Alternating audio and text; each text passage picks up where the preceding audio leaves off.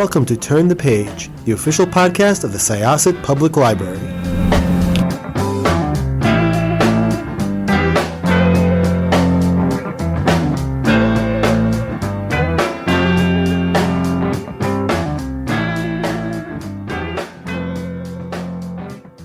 Hello, everyone. Welcome back to Turn the Page. I'm your host today, Jen, and today I am joined by the author of an absolutely wonderful book. This is just such a great read. It's going to really, I think, be phenomenal. It's really so much fun, and I am so excited to talk about it. So welcome to the show. Could I ask you to introduce yourself and your book, please? Yes, my name is Amelia Ireland, and I'm the author of The 7 O'Clock Club. The 7 O'Clock Club is a book told from the point of view of four very different characters. They're called Callum, Victoria, Misha, and Freya, and it's set in a group bereavement counselling session where all the reader knows at the start is that something very traumatic happened to each of them about 6 months prior. So the book is divided up into the various stages of grief, so denial and bargaining, depression, acceptance, and the idea is you follow each of the characters to find out ultimately what happened in their past to bring them to the sessions. The only other thing I would add is that there is quite an unexpected twist, which lots of people have been talking about 2/3 of the way through. And I guess that takes the book off in quite a different direction, and it makes you realise that those characters' stories are much more intertwined than you might think at the outset. Oh gosh, yeah, it's such a great twist, and I'm going to do my very, very best to say absolutely nothing about it so that people can. Quite hard sometimes. Before we get to the book itself, could you tell us a little bit about your career and your journey as a writer? Yeah, of course. So I'm actually a lawyer by profession, finance lawyer in London in the UK. So my job is probably quite dry, to say the least. And I guess writing has always been a form of creative escapism for me. I used to do a lot of drama when I was younger, and I used to have imaginings of becoming an actress. But when that sort of dream ended and I ended up following a legal career instead, writing was just a natural alternative for my imagination. So I've always had lots of different ideas and things that have gone round and round in my head. And whereas once that might have translated into improvisation in a dramatic context, it then became possible different plots for lots of different books, which resulted in the book that you've read. I'd love to know more about the inception point of this book. I understand that it began as a tribute to your mother, and I'm wondering with the novel itself, was it a particular character or a message you wanted to get across, or even just a theme? Where did the book begin?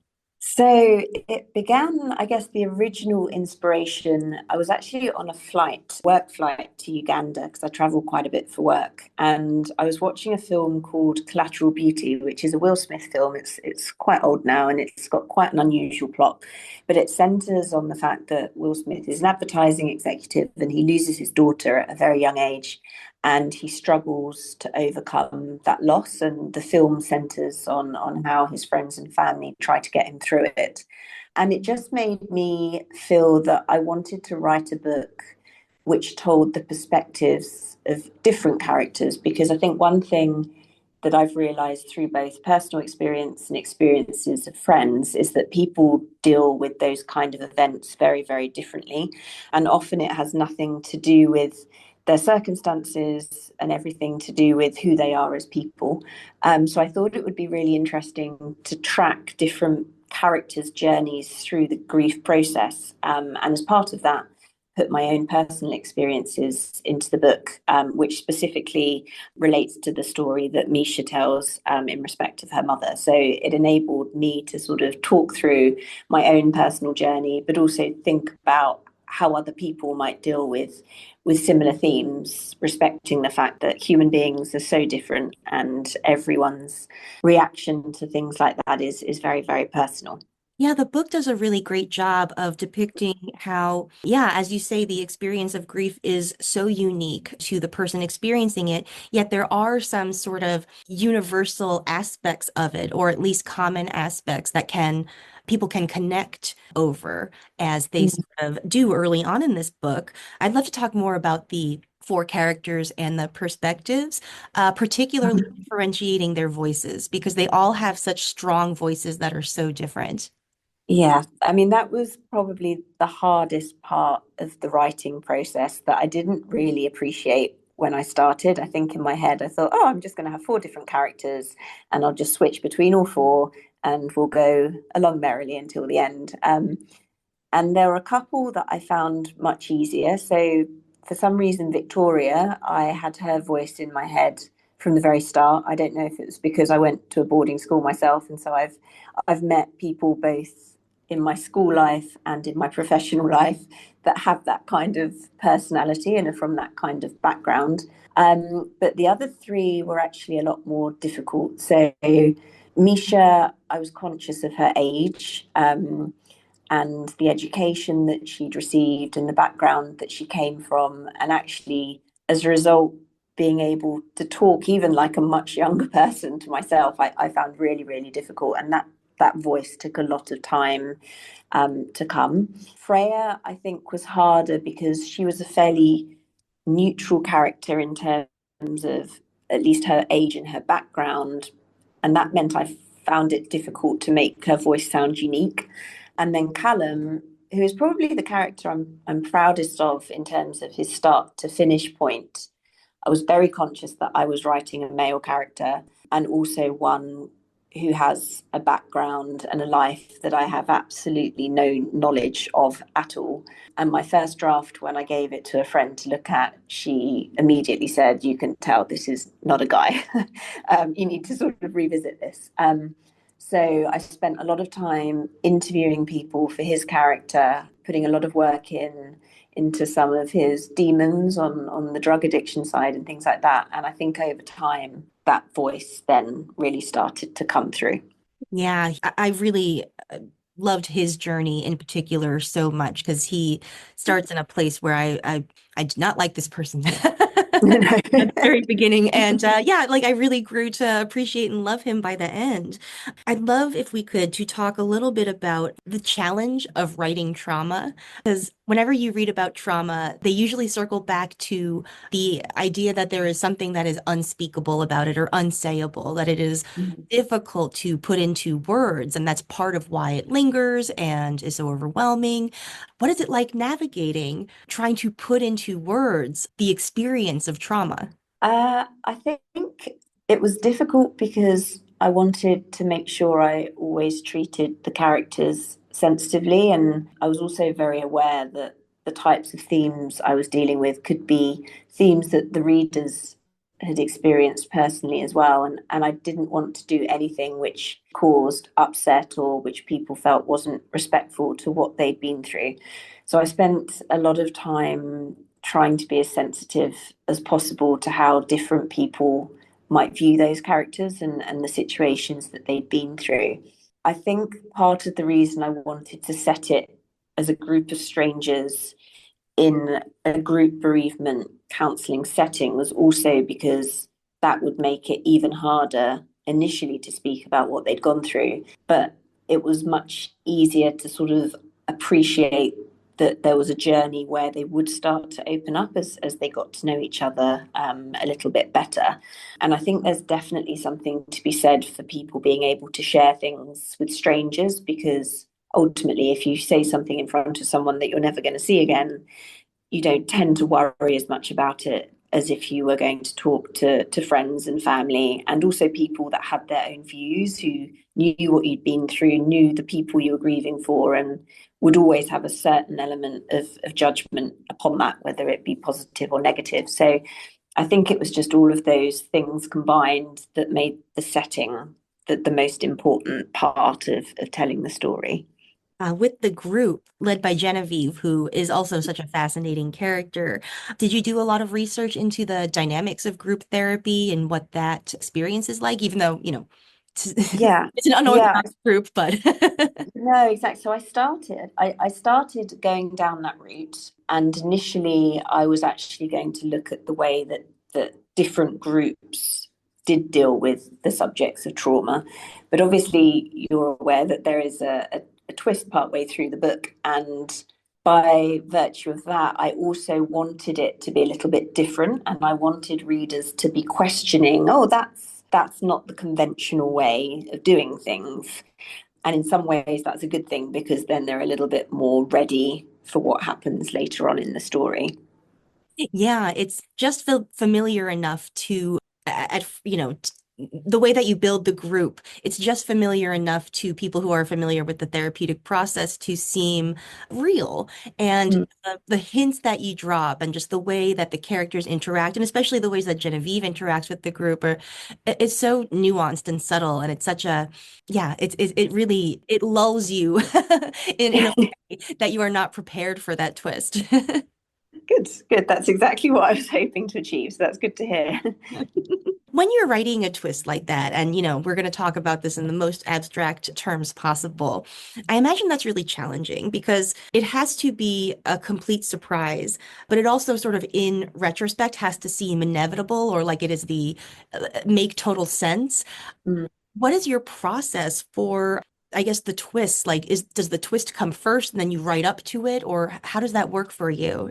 Well, initially, in my particular case, the twist didn't exist at all when I started writing. And I don't know if this is a conventional way to writing novels, but I think I just had the initial idea, which gave me the burst of enthusiasm for telling people's stories about traumatic events. And that was how it began. And actually, at the very start, I only had three female characters. I didn't even have a male at all. And then I realized as I sort of got several chapters in that it needed something a little bit extra to create a bit more confrontation, to make the plot a little bit different. And so then I brought in the male character, also because I wanted there to be a little bit of a love story thrown in as a subplot to that.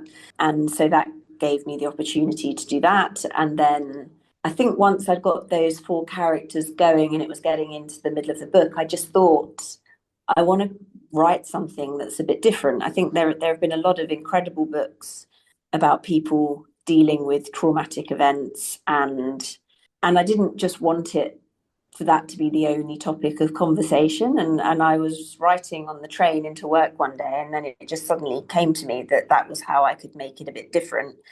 And it was at that point that everything changed, and I actually went back right to the start, and that was when I started putting in the small, I guess, nuanced pieces which could make a reader think that something wasn't quite right. And then the chapter with the twist itself was definitely the chapter which took the longest to write. I bet there are books that have like, keystone chapters on which everything else sort of rests. And that's, I imagine, intimidating when you're approaching that. I'm curious about your approach to balancing humor with the sort of more raw or dramatic or vulnerable bits, because there is Mhm. a good deal of humor and joy in this book, in addition to the discussion of grief and trauma. So how do you balance those elements so that they complement each other rather than have one drown the other out? I think that's partly my style of writing anyway. I've always had quite a dry sense of humour, and I think humour is so important when you're writing about something which is either a very serious or quite a sensitive topic. I think my character is always to try and find some element of humour in a situation, so it would be strange if I did not included that at all. I think it's important to find humor even in the darkest of places. That's always, whenever I've found something difficult, it's always been humor that's eventually helped me get out of it. And that's just how I personally have dealt with my own sort of more traumatic experiences. And knowing that that's how I personally deal with them makes me realize that that's okay to do, because at least that's sort of my truth, even if it's not everyone's. So it was what came natural to me. So I think it was what came natural in the book as well. Yeah, that makes a ton of sense. And I think for some characters, it's sort of like it plays into their trauma in a way, because Mm. it can be healing the way that you're talking about. It can help buoy you through something difficult, but it can also be a little bit defensive. It can sort of keep Mhm. you from feeling. And one of the things that this book is really about is all of the things I think that we do in order to prevent ourselves from feeling difficult feelings. Is that something that you were aware of while you were writing? Yes, definitely. I think people really struggle to communicate nowadays when it comes to things like this. And I guess the great thing is that things like therapy are becoming so much more accessible and so much more acceptable as well, whereas that certainly wasn't the case sort of 40, 50 years ago. Yeah, the way that the characters use humor as well, I think it's just really it makes the group very human. I think it can come from a place of strength or a place of sort of vulnerability or weakness, and I think it's really nuanced the way that it comes up. So that was it for this book. I loved this book, and I'm so excited for our patrons to read it. What is on the horizon for you? Are you still writing right now, or are you mainly focused on getting this book out there and promoting it?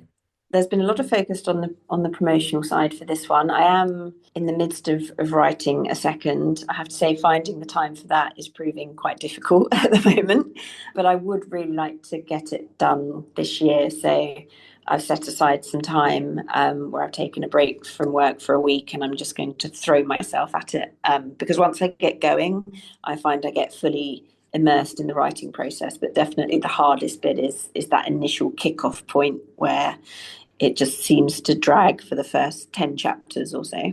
Absolutely. It has to sort of snowball and get its momentum, I imagine. Yeah, no, it definitely does. Well, thank you so much for joining us and taking the time out of your busy schedule to talk about this book with us. I think it's really beautiful, and I think it's going to be a hit in our library at very minimum. Perfect. Well, thank you very much for having me. It's been great. Pleasure to do it. You're very welcome. Okay, listeners, it's your turn now. Please check out the 7 o'clock Club. It's out now. It'll be out when you hear this. So head to your favorite bookstore or library or website, wherever you like to go for your books. All right, it is time to close this chapter. We'll see you next time.